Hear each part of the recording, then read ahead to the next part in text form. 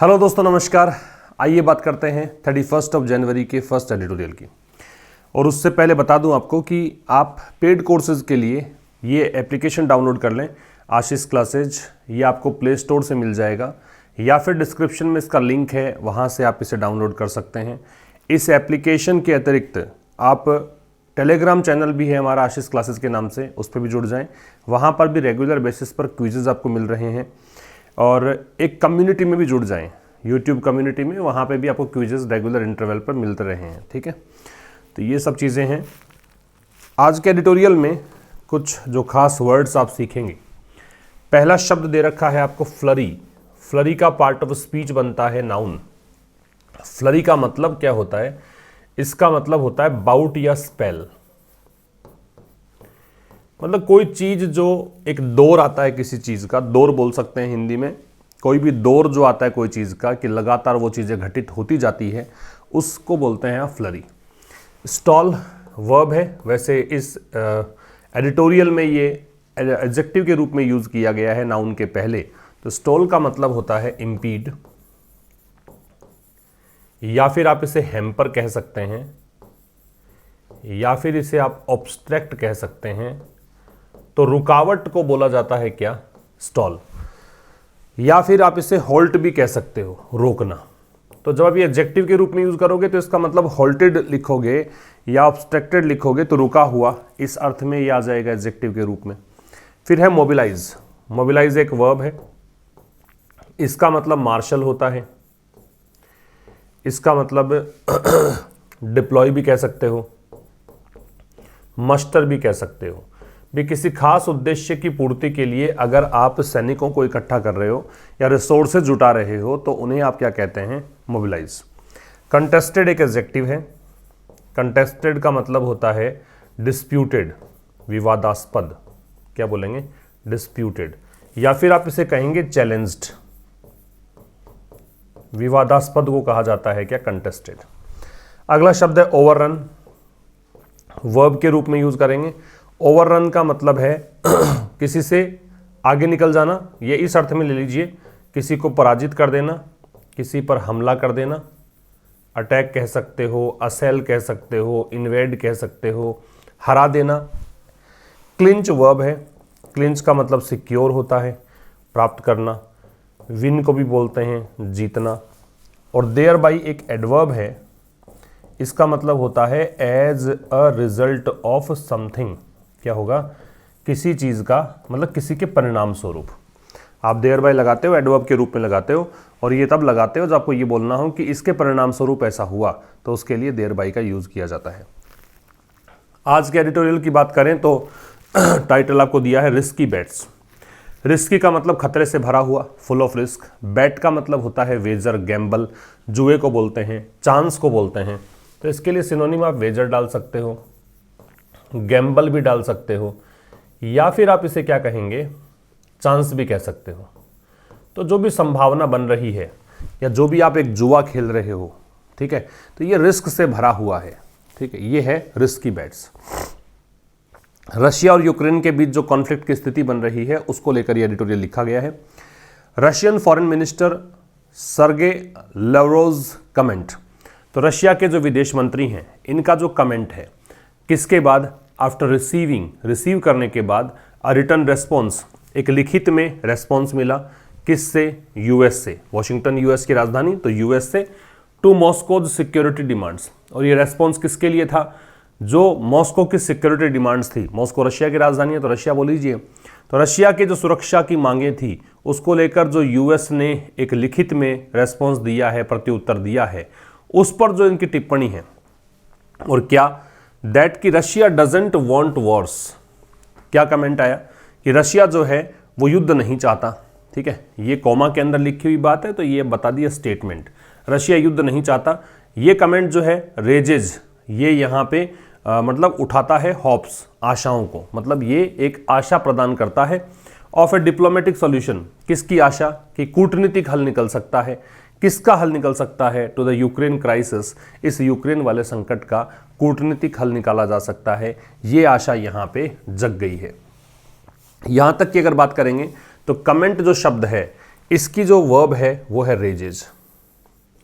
इसके बाद में ये रशिया जो दे रखा है, रशिया की वर्ब है वो डजंट वांट है। ठीक है, सॉल्यूशन के साथ में टू लगता है। जब आप ये दे रखा है कि सॉल्यूशन है किस चीज का, तो सॉल्यूशन किसका है? यूक्रेन के क्राइसिस का।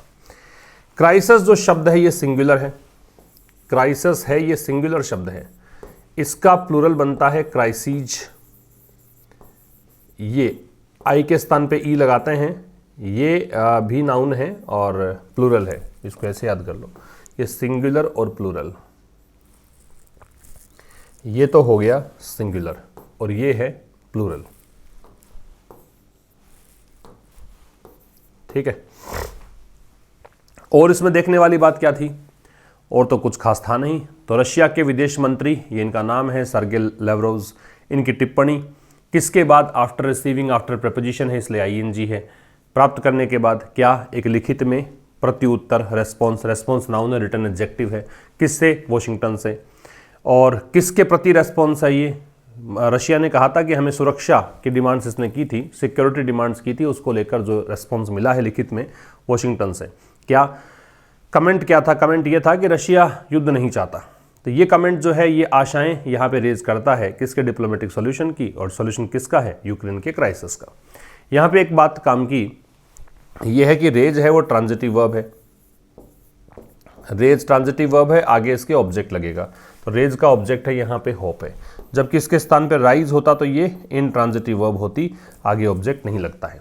आगे देखिए, लास्ट वीक सो, पिछले सप्ताह ने देखा मतलब एक्सपीरियंस किया, ये इसकी verb. A flurry of diplomatic activities, flurry का बताया मैंने, बाउट होता है या स्पेल होता है, दौर कह सकते हो। तो बहुत अधिक कूटनीतिक गतिविधियां देखी गई। एम्ड एट, जिसका लक्ष्य था डी एस्केलेटिंग, डी एस्केलेट का मतलब होता है कोई वायलेंट या फिर कोई कॉन्फ्लिक्ट वाली सिचुएशन बन रही है उसको रिड्यूस करना, उसकी इंटेंसिटी को कम करना, द सिचुएशन। तो लास्ट वीक की वर्ब सो है। फ्लरी का, फ्लरी नाउन है क्योंकि देखो आर्टिकल के बाद दे रखा है, इसका मतलब पीरियड या स्पेल होता है। फिर इसके बाद बाउट भी कह सकते हो। एम्ड के साथ में एट लगता है, डी एस्केलेटिंग एट प्रेपोजिशन लग गया इसलिए आईएनजी फॉर्म में आ गया। एस्केलेट का बढ़ाना है, एस्केलेट का कम करना है, ये उसका एंटोनिम हो गया। डी एस्केलेट का मतलब होता है कोई वायलेंट सिचुएशन है, कोई हिंसक स्थिति है, कोई कॉन्फ्लिक्ट वाली स्थिति है, लड़ाई वाली स्थिति है, उसकी इंटेंसिटी को कम कर देना, उसको बोलते हैं डी एस्केलेट। ये इसका मतलब है।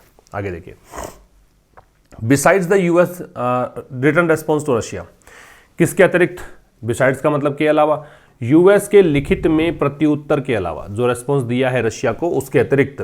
विच could set the stage, which जो कि, ये रिटर्न रेस्पॉन्स के लिए विचार है, जो कि यहाँ स्टेज तैयार कर सकता है, माहौल तैयार कर सकता है। किसके लिए? फॉर फर्दर डिप्लोमेटिक टॉक्स, आगे की कूटनीतिक बातचीत के लिए। किस में? आने वाले सप्ताह में। ठीक है, फ्रेंच प्रेसिडेंट इमैनुअल मैक्रोन, तो इसके अलावा जो फ्रांस के राष्ट्रपति हैं जिनका नाम इमैनुअल मैक्रोन है, इन्होंने भी क्या किया है? इन्होंने बातचीत की है किसके साथ? Russian counter part. तो ये यहाँ पे प्रेसिडेंट है, तो वहाँ पे रशिया के जो प्रेसिडेंट है व्लादिमीर पुतिन, उनके साथ इन्होंने बातचीत की है। काउंटर पार्ट का मतलब होता है कि जिस पद पर आप हैं, आपका काउंटर पार्ट कौन होगा? किसी और जगह पर उसी पद का जो व्यक्ति है वो आपका काउंटर पार्ट होता है। ठीक है, सब्जेक्ट विच आ रहा है रिटर्न रेस्पॉन्स के लिए, वर्ब है कुड सेट। कुड यहाँ संभावना बताने के लिए, पॉसिबिलिटी बताने के लिए आ रहा है।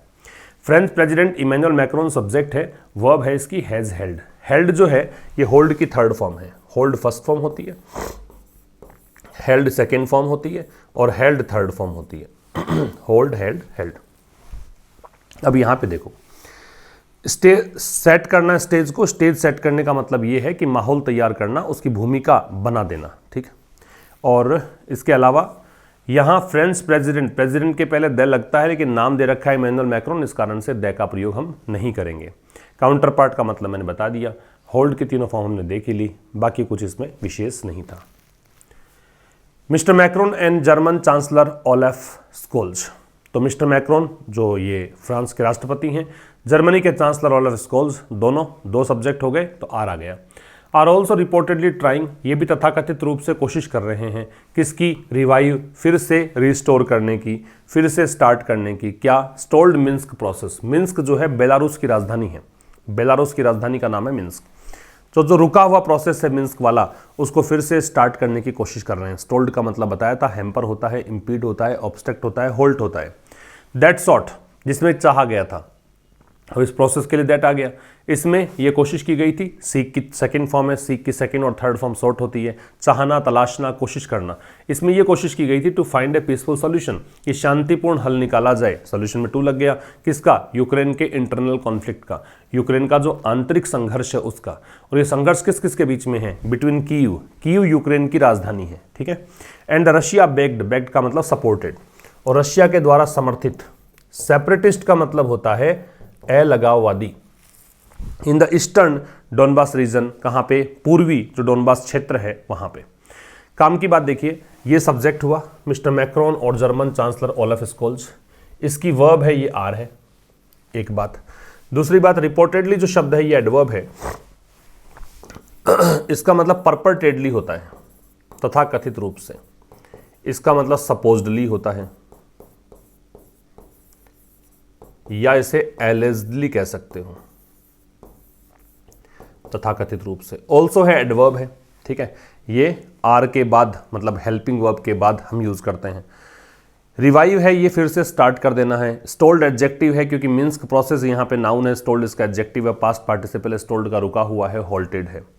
सॉर्ट है, वो सीक की सेकंड फॉर्म है। दैट रिलेटिव प्रोनाउन अपने एंटीसीडेंट प्रोसेस के लिए आ रहा है। सोल्यूशन के साथ टू लगता है अगर दे रखा हो कि सोल्यूशन किस चीज़ का है उसके लिए।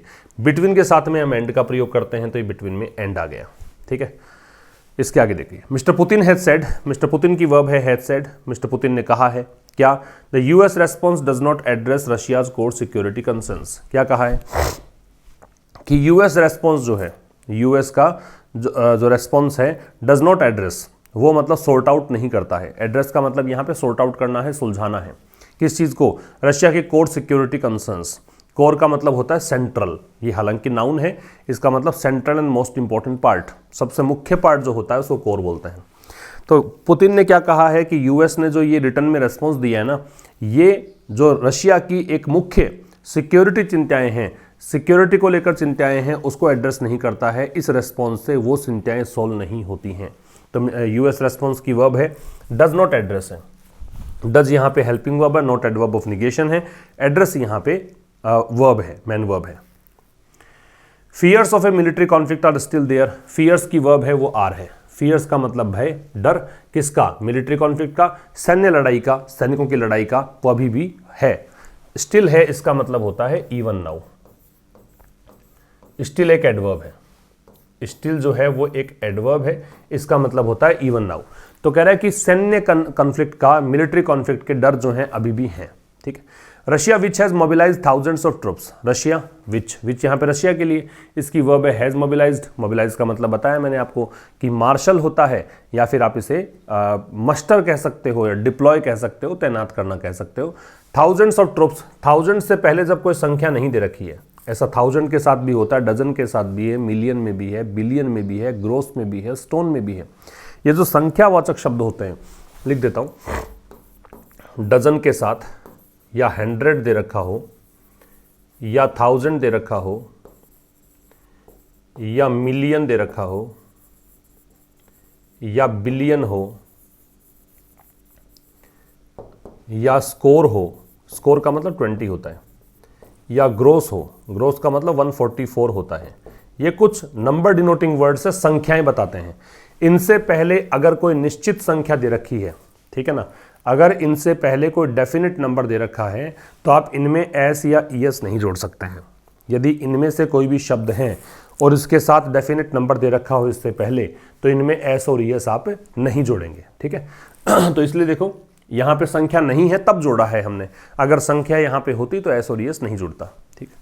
ट्रुप्स का मतलब सैनिक हैं, सोल्जर्स हैं। तो कह रहा है रशिया, रशिया के बारे में विच दे दिया, रिलेटिव प्रोनाउन, जिसने कि इकट्ठे कर लिए हैं हजारों सैनिक, किस पर? अपनी सीमा पर। इट्स यहाँ पे आ रहा है रशिया के लिए पॉजिटिव एडजेक्टिव। विद यूक्रेन, जो सीमा लगती है यूक्रेन के साथ, उस सीमा पर, उस बॉर्डर पर इसने हजारों सैनिक इकट्ठे कर लिए हैं। In Belarus, in Ukraine north and in Transnistria, तो ये यूक्रेन के नॉर्थ साइड में बेलारूस के अंदर, और यहाँ पे ये क्या है? ये एक ब्रेकअवे क्षेत्र है। ब्रेकअवे का मतलब सेपरेट हुआ हुआ, सेपरेटेड, जो अलग होया हुआ है उसको बोलते हैं क्या? ब्रेकअवे। और जो अलग हुआ क्षेत्र है किससे? मोल्डोवा से। यूरोप में एक देश का नाम है मोल्डोवा, ठीक है। इन इट साउथ वेस्ट, कहां पर? इसके दक्षिण पश्चिम में।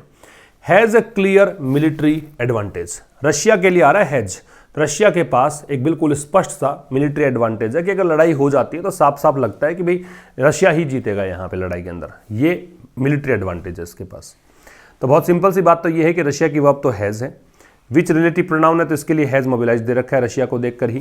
थाउजेंड्स क्यों आया बताया मैंने आपको, और बाकी सब चीज़ें दे रखी है, कहाँ कहाँ पे सीमाएं लगती हैं, कैसे कैसे कर रहा है। ब्रेक अवे का मतलब जरूर नोट करेंगे। ब्रेक अवे एडजेक्टिव है, सेपरेटेड इसका मतलब है। बट द वेस्ट विलिंगनेस, लेकिन जो पश्चिमी देश है उसकी विलिंगनेस, उसकी इच्छा, पश्चिमी देश यूएस की बात कर रहा है, तो यूएस की जो इच्छा है to press ahead with diplomatic options. Press ahead का मतलब होता है, प्रेस अहेड एक फ्रेजल वर्ब है, इसका मतलब आप लगातार आगे बढ़ते हैं डिटर्मिनेशन के साथ में। To continue with the same process in determined way, इसे कहा जाता है प्रेस अहेड। लिख लीजिएगा, किसी भी प्रोसेस को साथ कंटिन्यू करना, लेकिन दृढ़ता से कंटिन्यू करना। आप मजबूती से, जिद से, अड़ियलपन से आगे बढ़ते जाते हैं, उसको बोलते हैं प्रेस अहेड। लेकिन यहाँ पे वेस्ट की जो विलिंगनेस है, विलिंगनेस का मतलब इच्छा है क्या, कि भाई डिप्लोमेटिक ऑप्शंस को खोजा जाएगा, कूटनीतिक यहाँ पे ऑप्शंस निकाले जाएंगे। और रशियाज रेसिप्रोसिटी, रेसिप्रोसिटी का मतलब होता है परस्पर।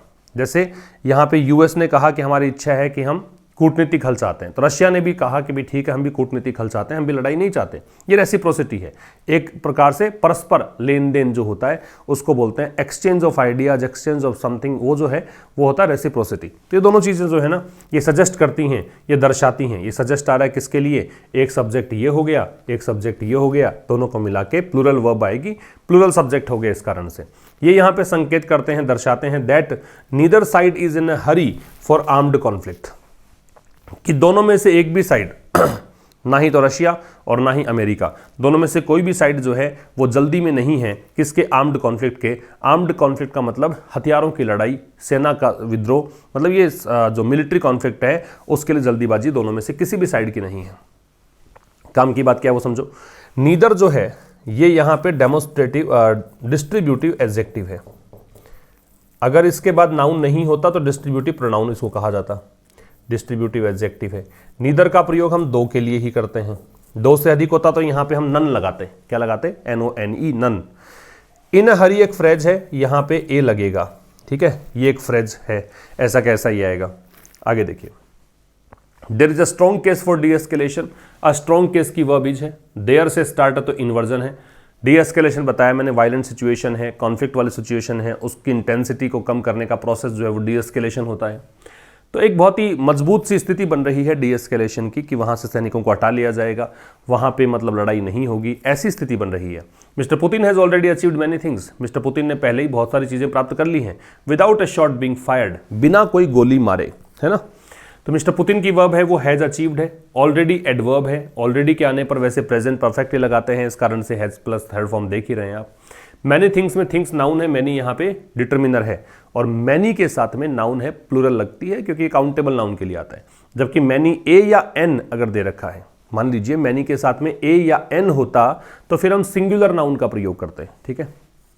Without a shot being fired, अब बीइंग फायर्ड तो पैसिव हो गया, तो बगैर एक भी शॉट, एक भी शॉट मतलब गोली, एक भी गोली फायर किए बगैर, गोली को चलाने को फायर बोलते हैं, है ना। तो गोली चलाए बगैर ही इन्होंने बहुत कुछ प्राप्त कर लिया है। He has got the western leadership to talk to him. अब इन्होंने क्या हुआ कि इन्होंने ऐसी स्थितियां पैदा कर दी कि जो पश्चिमी नेतृत्व है वो उनसे बातचीत करने के लिए तैयार हो गया। किस पर, इस मुद्दे को लेकर। तो किस मुद्दे को लेकर, उसके लिए ओवर लग रहा है। द कंटेस्टेड इश्यू, कंटेस्टेड हमने देखा था डिस्प्यूटेड होता है या फिर चैलेंज्ड होता है, एडजेक्टिव है। नाटोज एक्सपेंशन, क्या विवादास्पद मुद्दा है, मुद्दा है नाटो के विस्तार का। नाटो एक संगठन है, नॉर्थ एटलांटिक ट्रीटी ऑर्गेनाइजेशन, इसका विस्तार, एक्सपेंशन विस्तार, which Russia has long been complaining about, जिसके बारे में, ये एक विस्तार की बात कर रहा है, जिसके बारे में रशिया जो है has long been complaining about, काफी लंबे समय से क्या कर रहा है, शिकायत करता आया है, ठीक है। कंप्लेन किसी चीज के बारे में है तो अबाउट लगेगा, कंप्लेन किसी व्यक्ति के बारे में है तो अगेंस्ट लगेगा, याद रखिए। तो ही की वर्ब है वो हैज़ गॉट, और ये गेट के साथ हैज़ गॉट मतलब इन्होंने क्या प्राप्त किया है वो बता रखा है। तो इन्होंने प्राप्त किया है कि वेस्टर्न लीडरशिप ने बात करी है इनसे, किस मुद्दे को लेकर, तो उसके प्रिपरेशन ओवर लग गया। कंटेस्टेड एडजेक्टिव है, इश्यू नाउन है, द डिटर्मिनर है। नाटो के विस्तार वाला जो विवादास्पद मुद्दा है उसको लेकर बातचीत इन्होंने करी है, ठीक है, जो कि रशिया काफी लंबे समय शिकायत करता आया है। By putting a gun to Ukraine's head, ऐसा करके, बाई प्रपोजिशन आगे ING, ऐसा करके, क्या करके, यूक्रेन के सिर पे बंदूक रख के, ठीक है, ही हैज। अब ये एक सिंबॉलिक वे में बोल रहा है, यूक्रेन कोई व्यक्ति तो है नहीं, देश का नाम है, लेकिन इसका दबाव बढ़ा के यूं मान सकते हो। तो यूक्रेन के सर पे बंदूक रख के he has effectively drawn A red line. Red line मतलब खतरे का निशान है, जो कि पार नहीं करना चाहिए, लेकिन पार कर गए हैं ये, ठीक है। तो उन्होंने प्रभावी तरीके से, इफेक्टिव तरीके से एक ड्रॉ मतलब खींचना होता है, हैज के साथ थर्ड फॉर्म आती है, इसलिए drawn, draw, drew, drawn. Draw होती है फर्स्ट फॉर्म, फिर इसकी सेकेंड फॉर्म बनती है ड्रू, और थर्ड फॉर्म बनती है ड्रोन।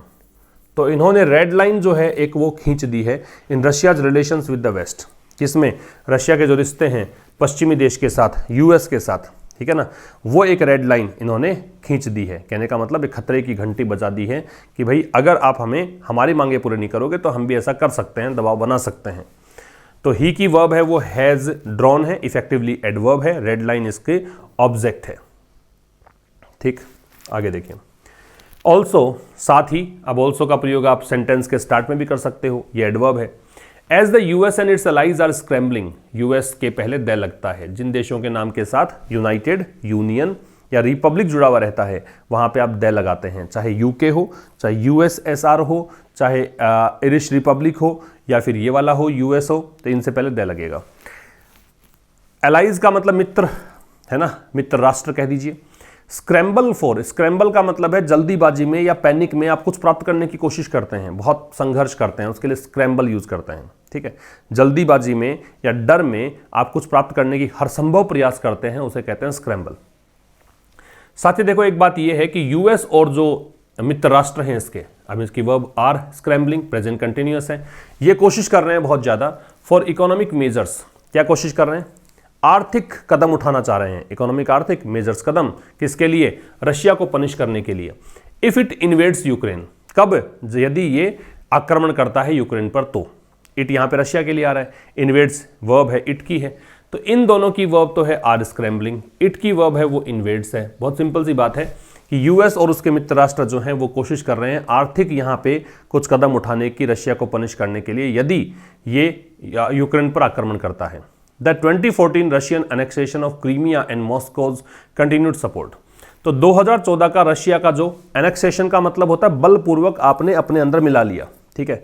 तो क्रीमिया को अपने पास ले आया था, ये क्रीमिया पर अधिकार कर लिया था यूक्रेन, इसने, रशिया ने, और लगातार जो मॉस्को का कंटिन्यूड सपोर्ट रहा, जो मतलब रशिया का लगातार जो सपोर्ट रहा, किसके लिए? अलगाववादियों के लिए, सेपरेटिस्ट के लिए, इनसाइड यूक्रेन, किसमें? यूक्रेन में। जो यूक्रेन में रहकर यूक्रेन का विरोध कर रहे थे वो सेपरेटिस्ट हो गए, ठीक है। Have practically become non issues. Non issues का मतलब ऐसे विषय जो कि लिटिल इंपॉर्टेंस के हैं, कोई इंपॉर्टेंस के नहीं है। द मैटर और इश्यू, द मैटर और इश्यू ऑफ नो इंपॉर्टेंस, ऐसे मुद्दे जो किसी महत्व के नहीं हैं, महत्वहीन मुद्दे हैं, उसे कहा जाता है नॉन इश्यू, ठीक है। तो कह रहा है कि भाई यहां पे ये कहना चाहता है कि 2014 का जो रशिया ने क्रीमिया को अपने पास ले लिया था, बलपूर्वक इस पर अधिकार कर लिया था, और लगातार रशिया सपोर्ट करता रहा है। सपोर्ट यहाँ पे नाउन है और ये एडजेक्टिव है। लगातार जो सपोर्ट करता रहा है अलगाववादियों का यूक्रेन के भीतर, तो ये जो चीज़ें हुई हैं, ये इसने क्या किया है, ये मतलब मुद्दे जो हैं व्यवहारिक रूप से ऐसे मुद्दे बन गए जिसका कोई इंपॉर्टेंस है ही नहीं। नबडी इज थ्रेटनिंग, कोई भी धमका नहीं रहा, डरा नहीं रहा। नबडी की वर्बिज है, नबडी इंडेफिनिट प्रोनाउन होता है, कोई भी डरा नहीं रहा। थ्रेटन का मतलब डराना, धमकाना। टू पनिश रशिया, रशिया को पनिश करने के लिए। For not returning Crimea to Ukraine, कि रशिया ने यूक्रेन को क्रीमिया नहीं लौटाया, उसके लिए कोई थ्रेटन करने की कोशिश नहीं कर रहा है, ठीक है। द स्टेटस क्यो, स्टेटस क्यो का मतलब होता है एग्जिस्टिंग सिचुएशन। एग्जिस्टिंग सिचुएशन मतलब यथास्थिति कह सकते हो, जैसी स्थिति है वो स्थिति कह सकते हो। तो स्टेटस क्यो जो है हैज बीन रीड्रॉन, रीड्रॉन का मतलब फिर से खींची गई है, मतलब यथास्थिति को फिर से ड्रॉ किया गया है, फिर से स्थितियां जो हैं वैसी की वैसी बनाने की कोशिश की गई हैं, ये कहना चाह रहा है। बिसाइड्स, बिसाइड्स एक प्रेपोजिशन है, एक बिसाइड होता है। बिसाइड का मतलब होता है बाय द साइड ऑफ, के नज़दीक, और ये जो बिसाइड्स है इसका मतलब होता है इन एडिशन टू, के अतिरिक्त। बिसाइड का मतलब के नज़दीक होता है, बिसाइड्स का मतलब के अतिरिक्त होता है, के अलावा होता है। इसके अलावा the US has said, US ने कहा है कि it is open to discuss, कि यूएस जो है बिल्कुल तैयार है डिस्कस करने के लिए some of Russia security concerns, जो रशिया के सुरक्षा संबंधी चिंताएं हैं उनमें से कुछ चिंताओं को हम डिस्कस कर सकते हैं। डिस्कस एक ट्रांजिटिव वर्ब है, इसलिए सीधा इसका ऑब्जेक्ट लग रखा है।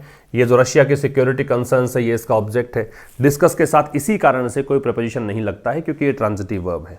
ट्रांजिटिव वर्ब होते सीधा ऑब्जेक्ट लगाते हैं। अगर आप प्रेपोजिशन भी लगा देंगे तो प्रेपोजिशन का ऑब्जेक्ट आपको मिलेगा नहीं, इसलिए गलत हो जाएगा। तो इसके अलावा कि यूएस ने कहा है कि यूएस तैयार है, ओपन है मतलब तैयार है, रेडी है, किसके लिए? रशिया की कुछ सिक्योरिटी कंसर्न्स को डिस्कस करने के लिए। इंक्लूडिंग यहाँ प्रेपोजिशन है जिसमें शामिल हैं कौन से सिक्योरिटी कंसर्न्स? Missile deployment. देखो, आप किसी सैनिक को, किसी व्यक्ति को तैनात करते हो, स्टेशन करते हो, डिप्लॉय करते हो, इसका मतलब आप उसको उस चीज़ के लिए खड़े करते हो कि भाई इस स्थिति के लिए तैयार रहना है। किसी वस्तु को डिप्लॉय करते हो तो उसको यूज़ करते हो, ठीक है। तो यहाँ पे एक तो ये सिक्योरिटी कंसर्न जो रशिया के दिमाग में चल रहा है वो ये है, missile deployments in eastern Europe, कि पूर्वी यूरोप में यूएस ने मिसाइल लगा रखी है ना।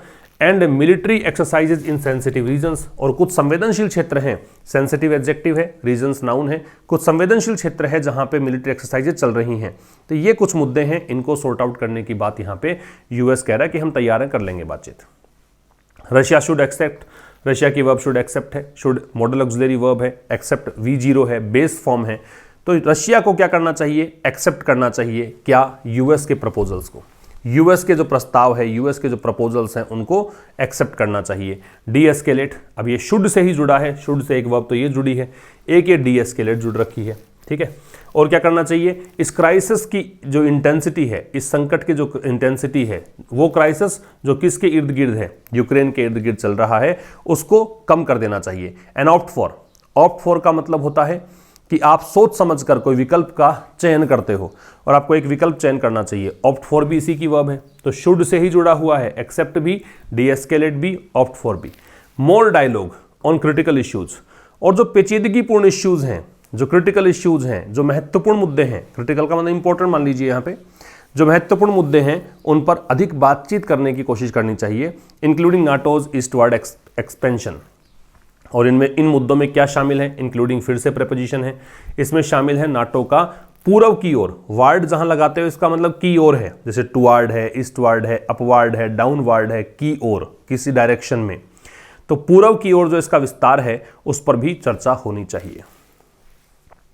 If it still goes ahead with an attack, यदि अभी भी ये अटैक करता है, इट यहाँ पे रशिया के लिए आ रहा है, यदि रशिया अभी भी आगे बढ़ता है, गो अहेड का आगे बढ़ना, विद एन अटैक आक्रमण के साथ, मतलब हमला ही करता है, विच यूएस प्रेसिडेंट जो बाइडन सेड कुड हैपन, जैसा कि यूएस के राष्ट्रपति जो बाइडन ने कहा है कि ये हो सकता है। जो बाइडन की वर्ब सेड है, इफ इट की वर्ब गोज है, और कुड हैपन है ये इसकी वर्ब है, विच आ रहा है अटैक के लिए आ रहा है। तो वो हमला जो कि हो सकता है, कुड हैपन, किसके अकॉर्डिंग? यूएस के राष्ट्रपति जो बाइडन के अनुसार। It could well be a mistake, तो ये एक गलती होगी। वेल यहाँ पे इम्फेटिक वे में है तो ये बड़ी गलती हो जाएगी, ठीक है। इट की वर्ब है वो कुड बी है, वेल यहाँ पे एडवर्ब है, अ मिस्टेक है वो नाउन है, ए यहाँ पे डिटर्मिनर है, मिस्टेक नाउन है, ठीक। Russia might be in a position, हो सकता है, माइट जो है वो रिमोट पॉसिबिलिटी के लिए आता है, तो हो सकता है कि रशिया ऐसी स्थिति में हो कि ओवररन यूक्रेन को पराजित कर दे मिलिटरली, सैन्य रूप से, ये एडवर्ब हो गया। माइट दूर की संभावना के लिए आता है कि हो सकता है कि रशिया ऐसी स्थिति में हो कि यूक्रेन को पराजित कर दे सैन्य रूप से। बट व्हाट कम्स नेक्स्ट, लेकिन क्या चीज है जो आगे होगी? In Europe largest country, Europe के सबसे बड़े देश में, रशिया की बात कर रहे हैं, इज एज अनप्रेडिक्टेबल, वो उतना ही अनप्रेडिक्टेबल है। अनप्रेडिक्टेबल मतलब जिसकी भविष्यवाणी आप नहीं कर सकते हो, जैसा आप मतलब एक्सपेक्ट ही नहीं कर सकते हो, कुछ सोच ही नहीं सकते हो, एज इट कैन गेट, जितना कि वो प्राप्त कर सकता है, ठीक है। तो कह रहा है कि लेकिन क्या चीज़ है वो जो आगे होगी यूरोप के सबसे बड़े देश रशिया के अंदर, व्हाट की वर्ब कम्स है, वो उतनी ही अनप्रेडिक्टेबल है जितनी कि ये कि वो क्या प्राप्त कर सकता है। मान लो आपने हरा भी दिया तो क्या प्राप्त कर लोगे, ये भी अनप्रेडिक्टेबल है, और क्या रशिया में होगा ये भी अनप्रेडिक्टेबल है।